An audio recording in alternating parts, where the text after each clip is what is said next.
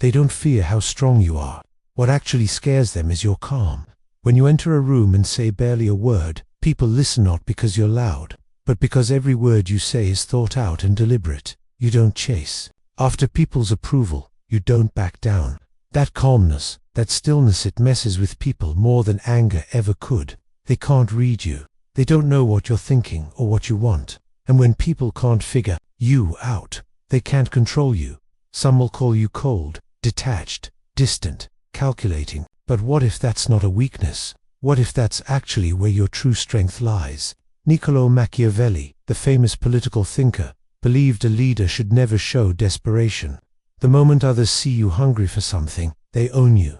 Real confidence doesn't always have to roar. Sometimes it waits quietly, watching everything and making moves only when the moment is right. This isn't about arrogance or pretending to not care. It's about controlling what you reveal to the world and what you keep hidden. It's about owning your presence so fully that the world can't help but respond to it. Most people are addicted to reaction. They panic at silence, fill empty space with noise, and fake feelings to seem alive. But in their rush to be seen, they hand over all their power.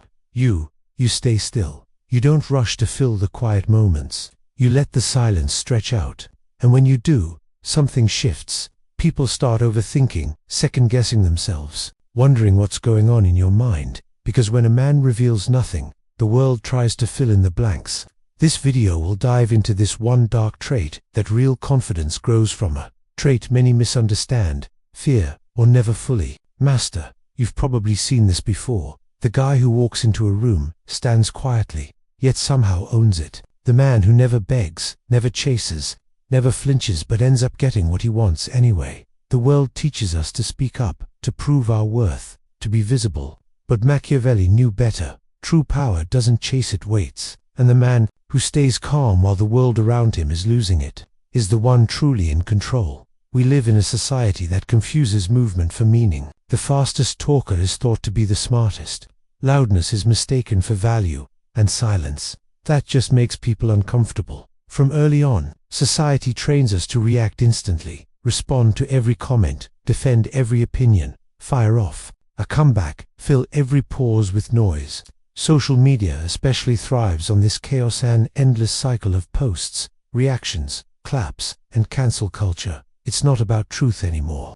It's about who can shout the loudest and be seen the most. But here's the problem. The more you react, the more you reveal about yourself. The more people can predict your moves, the easier it is to control you. Most people don't get this, because they don't truly think, they just perform.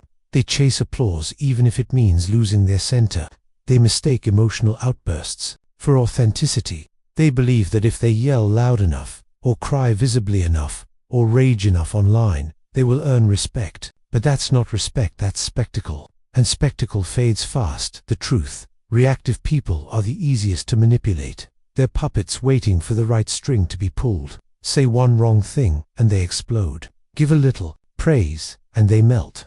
Take away their spotlight, and they beg for it back. Their emotions run them. They don't control their emotions. What's scary is society rewards that. Loudness gets attention. Drama goes viral. The more reactive you are, the more visible you become. But attention isn't respect. The man who's always reacting might grab eyeballs, but he never truly holds control. Because deep down, people fear what they don't understand. They fear what they can't predict. They fear the man who doesn't flinch, because they don't know what he's thinking. Stillness in this chaotic world isn't weakness or passivity, it's danger. When you refuse to react, you become unreadable. And the unreadable man is the most powerful in the room. Ask yourself, why does silence make people nervous? Why do they scramble to explain themselves the moment you don't respond? Why do they overshare when you just pause? It's because they don't know what you're thinking. And when people can't predict your next move, they fear it. In this reacting world, real control belongs to the man who chooses not to play the game, the one who doesn't have to prove he's right, who doesn't beg to be heard, who never raises his voice just to feel visible. He doesn't speak to be noticed. He speaks to lead, and if there's nothing important to say, he says nothing at all. This isn't passivity. It's a strategy. It's power. Stillness doesn't mean you're asleep. It means you're watching, you're measuring, you're calculating, you're choosing the perfect moment to act. Everyone else rushes to talk, while you wait to strike. And in that gap between impulse and action lies the trait that separates noise from true dominance, because the one who's not reacting, he's already in control. There's a trait every truly powerful man carries, but almost no one talks about it, because it doesn't look like strength. It doesn't look like leadership. It doesn't even look like confidence. It looks like stillness, silence, distance, detachment. It's easy to miss because it doesn't perform. We're trained to recognize confidence by what it shows. The bold speaker, the wide smile, the firm handshake with eye contact, the man who takes space in the room. But real confidence, untouchable confidence, doesn't chase visibility. It doesn't need applause. It doesn't need to be seen to know it exists, because its strength comes from restraint.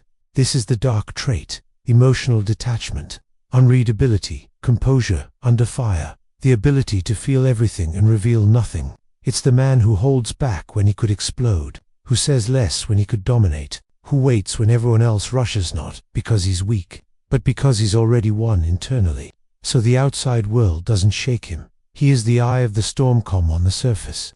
But if you got close enough, you'd feel the fire he's holding back. That's what makes him terrifying. To the average person, this trait looks like arrogance. They say he's cold, he doesn't care, he's disconnected. But here's what they don't understand. It takes far more strength to hold back than to lash out. Far more intelligence to stay unreadable than to overshare. The man who's mastered this trait has trained himself to wait, to feel emotion without acting on it. He doesn't seek comfort in being understood. He finds power in being misunderstood. This is not passivity. It's precision. There's a difference between freezing up and holding position, between staying silent and making others speak first. Most people can't tell the difference because they've never had to earn their power. They chase validation to feel secure.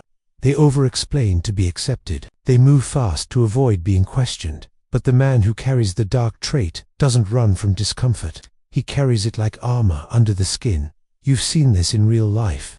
He's the guy who walks into a room and says nothing, yet everyone turns. The one who doesn't jump into every debate, but when he finally speaks, everyone goes quiet. At work, he's not the loudest leader, but he's the one no one wants to disappoint. In relationships, he's not emotionally cold. He just doesn't offer himself cheaply. He doesn't text back out of impulse. He doesn't explain himself to win you over. He doesn't beg to be chosen. He is selective with his energy, and that selectivity is mistaken for ego, when really, it's discipline.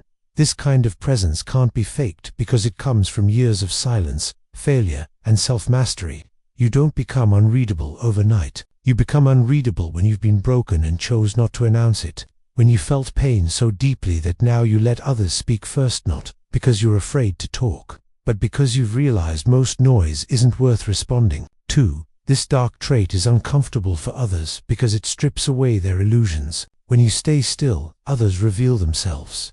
When you say nothing, they confess too much. When you show no hunger, they wonder what you're hiding.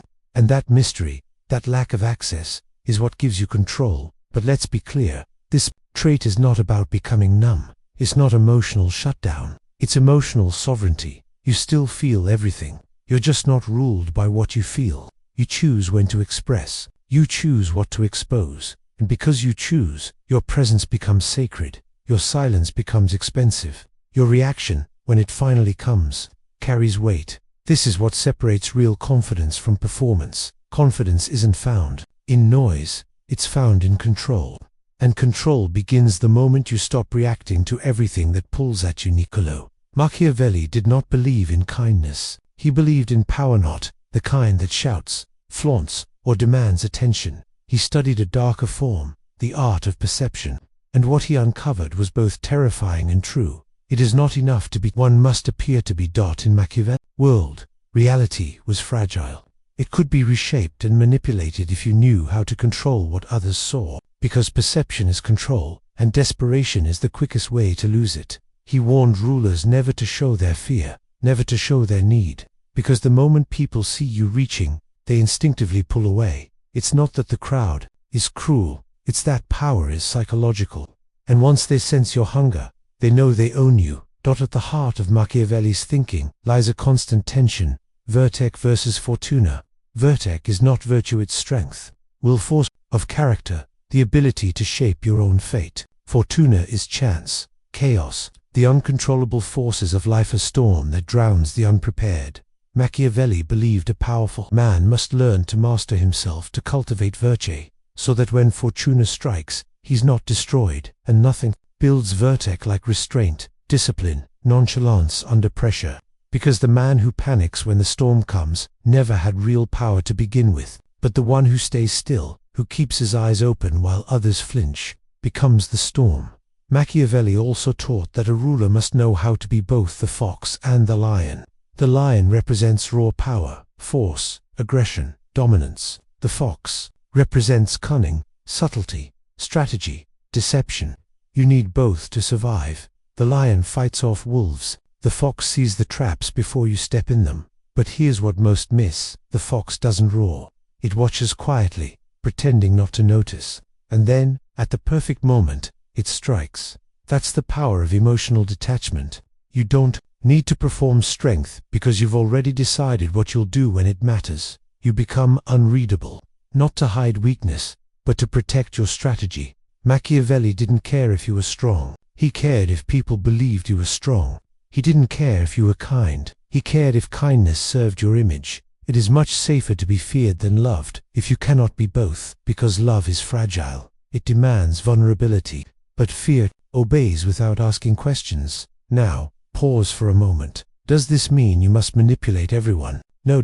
It means you must master how you're perceived, because the world is already doing it to you. When you remain calm in chaos, people assume you know something they don't. When you don't react to insult, they question whether they even landed a blow. When you move slowly, deliberately, they start adapting to your rhythm.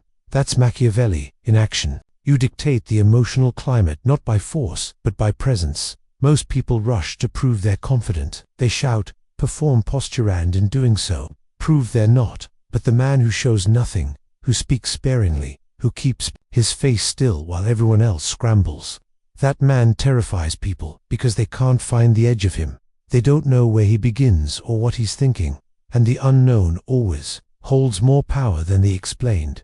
This is why Machiavelli warned that the appearance of virtue is more useful than virtue itself. Not because he hated ethics, but because he understood the theater of power. The throne is not held by the strongest, it's held by the one who controls the story. And that story is written in how you carry yourself, how you breathe under pressure, how you let people see only what you want them to see. Because in a world obsessed with expression, the man who controls perception rules everything. There's a reason the man who says the least often commands the most, because silence is not empty, it's undecipherable. And what we can't decipher, we start to fear, or worse, we start to project. Carl Jung called this the shadow, the parts of ourselves we refuse to face. So we see them in others. We assign meaning where there is none. We invent intentions, motives, judgments because the silence makes us nervous. When a man shows no need to be liked, no desire to prove himself, and no emotional volatility, people fill in the gaps. They don't just see him, they see themselves reflected back. Stillness becomes a mirror, and in that mirror, people reveal their own insecurities. They talk more, they try harder, they confess too much, they ask questions you never offered to answer, all because you gave them nothing to grab onto. In that nothingness, they give everything away. This is the quiet psychological warfare most people never notice. When you become unreadable, you become the frame others adjust to. They watch you closely. They adapt their behavior to match your energy. They search for signs, for weakness, for clues, but find only stillness. And in that stillness, they start to doubt themselves. That doubt is power because it tilts the frame. You're no longer reacting to them, they're reacting to you. Most people think confidence is about being bold, being seen, being heard, but boldness without control is just ego, and presence without mystery is easily forgotten. People chase what they don't understand. They're drawn to gaps, silences, unknowns, not because they love mystery, but because they crave certainty, and the man who withholds certainty becomes magnetic. Now, let's talk about what it really takes to become that man who commands the room with silence, not noise. You might think this kind of presence comes naturally, that some people are just born untouchable, immune to chaos and drama, but that's not true. Behind every man who speaks little but means everything, there is a story of breaking and rebuilding. He was once reactive, noisy, and vulnerable, just like everyone else, but he chose to train himself differently. Training this dark trait isn't about becoming cold or disconnected. It's about emotional sovereignty, the power to feel every emotion deeply without letting it control you. It's about learning to hold back when you want to explode, to wait when you want to rush, to observe when you want to react. This is discipline in its purest form. We live rushed lives, instant gratification, immediate reactions, constant validation. The world pushes you to respond before you think, to fill silence with noise, to seek approval in every interaction. But real power lies in pausing, in allowing silence to work for you, not against you. That pause is a kind of strength unseen by most. It unsettles people because it exposes their own instability. When you don't flinch, when you don't react, you become a silent mirror. Others see themselves in your calm, and it makes them uncomfortable. Stillness isn't just a defense mechanism, it's an offense. It's a way to control the narrative when everyone else is losing their minds. It's the ability to change the energy in the room by simply being present. Machiavelli understood this deeply. He didn't preach kindness or warmth. He preached control. Real control is not won by noise or aggression, but by mastering what you reveal and hiding what you don't. It's about creating mystery that others can't penetrate. The man who has mastered this is like the fox Machiavelli described, quiet, watching, waiting for the perfect moment to strike. His power is in the invisibility cloak of emotional detachment. It's not weakness, it's strategy. This kind of power comes at a price. Before you can master silence, you must face your inner storms, the grief, rejection, humiliation, and misunderstanding that nearly broke you. Instead of fleeing or fighting, you learn to sit with that pain quietly. You train your silence through hardship. Through that process, silence becomes layered. It stops being empty. It becomes pressure, then clarity, then power. When you emerge, your presence alone shifts the room even when you say nothing. You don't need to prove yourself anymore. You've already won the war inside. That calm resilience is what true confidence looks like. It's steady, sharp, and rare. Most people mistake loudness for confidence, but loudness can crack under pressure. True strength is quieter than anyone expects.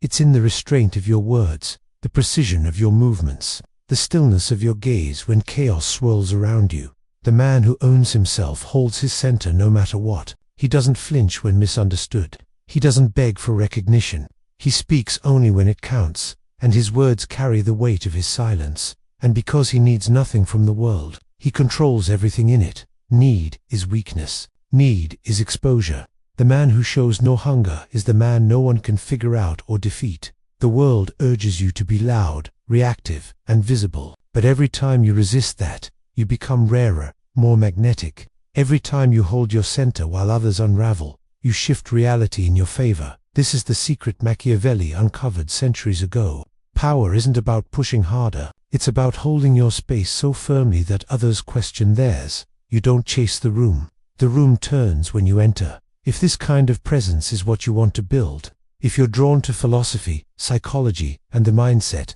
of true power, then keep coming back here. This channel is for the silence that transforms noise, the quiet strength that wins without shouting. We've talked about the power of silence, the art of unreadability, and the kind of emotional sovereignty that sets the truly confident apart from the crowd. Now, let's dig into how you can start building this trait in your own life. Because knowing about power is one thing, living it is another. First, understand this. Emotional detachment, the trait we've been uncovering, isn't about shutting down. It's not about dismissing your feelings or pretending you don't care. On the contrary, it's about feeling everything fully, the anger, the disappointment, the fear, but choosing not to lose control over those feelings. It means you don't let emotions drive your actions in the moment. You feel, but you don't flinch. That's a skill and a discipline that anyone can develop, but it takes time and patience. You can't expect to become unreadable overnight. It's a muscle you build by practice. Here are some practical ways to start training your emotional sovereignty. 1. Master your breath. When tension rises or your emotions want to take over, your breath can anchor you. Slow, deep breathing signals your nervous system to calm down. This isn't some airy-fairy advice, it's neuroscience in action. Before responding or reacting, take 3 deep breaths. Feel your body release tension. This pause is your first step toward maintaining control. 2. Practice deliberate silence. In conversation or conflict, resist the urge to fill every silence. When someone says something provocative or emotional, breathe. Don't answer immediately. Let the silence stretch just a little longer than feels comfortable. You'll notice the other person starts adjusting, maybe even revealing more than they intended. That's the psychological power of stillness working. 3. Observe your impulses. Notice the moments you want to react, whether it's snapping back at a comment, defending yourself, or seeking validation. Instead of acting on impulse, step back mentally. Ask yourself, is this reaction necessary? Does it serve me? Over time, this habit helps you untangle your feelings from your responses. 4. Build your boundaries. The unreadable man knows when to say no and when to say nothing at all. Be selective about what you share and who you share it with. You don't owe anyone an explanation for holding space or not revealing your thoughts. This isn't coldness, it's respect for your own energy. 5. Embrace discomfort. Stillness feels unsettling for most people because discomfort demands presence. Don't avoid awkward silence or emotional tension. Lean into it. Sit with your feelings without needing to act. This is how you build resilience, the ability to stay grounded when everything around you is chaos. Now, a quick myth to bust. Being unreadable doesn't mean you're mysterious for the sake of it, or that you should manipulate others by withholding information arbitrarily. It's not about playing games or pushing people away with coldness. It's about choice and self-mastery, deciding what to reveal in alignment with your purpose, and what to keep private to protect your power. That distinction is huge, because when your silence is tactical, purposeful, and authentic, people respect it. They lean in. They recognize that you value yourself enough to guard your presence. But if your silence feels like avoidance or insecurity, it backfires. People sense weakness and start filling in the blanks with doubt. So developing this trait means building true inner confidence, not just learning how to act unreadable, but actually becoming centered, undisturbed, and whole. You must do the internal work, the self-reflection, the healing, the facing of your fears and wounds that gives you the freedom from reactivity. And that takes courage, because it means sitting with your shadow, as Carl Jung said, instead of running from it. So what happens when you do master this? When you walk into a room, people feel it before you say a word. You bring an energy that demands attention, by force, but by presence. Nobody can predict your next move. They can't bait you. They don't get to push your buttons. Your words gain weight because you reserve them for moments that matter. You speak less, but what you say shifts minds, alters moods, and directs outcomes. Your calm becomes a weapon, one that cuts through chaos and noise effortlessly. Sometimes that means you're misunderstood. People will label you as cold or aloof because they don't have access to your internal strength. Let them. You don't have to explain your quiet power to everyone. Those who matter will recognize it. This kind of mastery is rare, which is why it's so magnetic and so threatening to others. The more you resist the urge to perform or prove yourself, the more real your influence becomes. Remember what Machiavelli said: power isn't just about what you have, it's about what others believe you have, and nothing shapes belief more than control over your presence and how you reveal yourself. Finally, there's another truth: this way of being isn't convenient or comfortable. It demands sacrifice. It might cost you some relationships, some popularity, or the ease of always being liked, but it gives you what most people never get: sovereignty over your own mind, emotions, and actions. It gives you the ability to shape your reality instead of being shaped by it. So if you want to build real, lasting confidence, the kind that doesn't just survive storms, but becomes the storm, start here. Train your silence. Own your calm. Choose your moments, and watch how the world adjusts to your rhythm. That's power. We've reached the final part of this journey into the dark trait that real confidence grows from. The silent power that many fear but few fully understand. Let's wrap this up by talking about what it really means to live this way every single day, and how embracing this stillness strength transforms not just the way others see you, but how you see yourself. When you master this trait, life feels different. You aren't ruled by the daily chaos, by the endless noise, by the constant need to prove yourself. Instead, you move through the world like a steady rock in a turbulent river, unshaken, unbothered, quietly commanding. Because here's the truth: people don't respect noise, they respect control. Loud outbursts might get attention, but attention fades quickly. Control the kind that comes from knowing yourself, from deciding your own rhythm, from holding your silence when the world demands chaos that lasts. This will change your relationships, your career, your mindset, and your sense of self. Others will naturally lean in, drawn to your calm, intrigued by your mystery. You won't have to chase validation because it will find you. The power of this trait also means you stop taking things personally. Insults, criticisms, drama, they bounce right off because you're no longer living inside other people's expectations or reactions. Your power is internal. It lives in your stillness. But make no mistake, this isn't easy. It requires practice, patience, and pain. You have to face yourself honestly, your fears, your wounds, your triggers. You have to learn not just to sit with discomfort, but to own it. You'll have moments where the old urge to react still hits hard. That's normal. Everyone feels it. The difference is you don't give in. You train your mind and heart to respond. With space, with calm, with measured precision. That's the dark trait in action. Remember, the world rewards reaction, but respect comes to those who transcend it. The most powerful men don't scream louder than everyone else. They don't rush to fill silence. They don't need to explain themselves or justify their worth. They have that rare gift of emotional sovereignty, the ability to feel deeply, but remain untouchable. And when those moments come, moments where you speak and suddenly the entire room listens, you'll know it wasn't about what you said. It was about what you didn't say. The quiet space you held, the unshakable presence you embodied. So, what's the takeaway? Start building your silence, train your stillness. Let go of the need to react in every moment. Learn to watch, to listen, to calculate. Harness the power of emotional detachment, not as a shield to hide behind, but as a sword to wield with purpose. Your confidence will stop being a performance and become your reality. You will stop chasing control and start owning it. The world may try to pull you into the noise, but you stay calm, you stay still, and when you move like the storm, unstoppable, inevitable, and deeply respected. That's real power. That's real confidence. Thanks for watching this series. If you found value in this deep dive, stick around for more insights like this. The journey toward true power is long but worth every step. Until next time, own your calm, hold your silence, and walk like you already own the room.